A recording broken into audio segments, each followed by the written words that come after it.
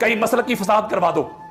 کہیں گستاخی کو عام کر دو، کسی کی جملے کو گستاخی بنا کے پیش کر دو، ملک کے حالات خراب کر دو، احتجاج کرو، جلوس نکالو، باہر نکلو، حالات خراب کرو۔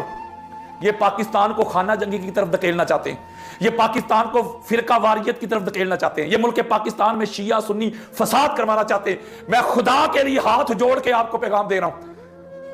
جو پاکستان کے اعلیٰ عہدوں پہ فائز ہستیاں ہیں، ان کو میسج دیتا ہوں کہ آپ کا حق بنتا ہے، آپ کی ڈیوٹی ہے کہ آپ اس طرف توجہ دیں، روکیں ان کو۔ یہ ملک پاکستان حضور کی اہل بیت اطہار کے نام پہ بنا تھا اور ملا تھا، یا حضور کی اہل بیت کے دشمنوں کو کیسے پروموٹ کیا جا رہا ہے، حضور کی اہل بیت اطہار کے نوکروں کو ٹارگٹ کیا جا رہا ہے۔ مجھے بتائیں کیا جرم ہے میرا جرم یہ ہے کہ افضلیت علیہ السلام پہ میں نے کتاب لکھی ہے، اہل سنت کے 550 سے زیادہ کتب اہل سنت کے حوالوں سے میں نے کتاب لکھی ہے، 1000 آیات میں نے دی ہے، 5000 حدیث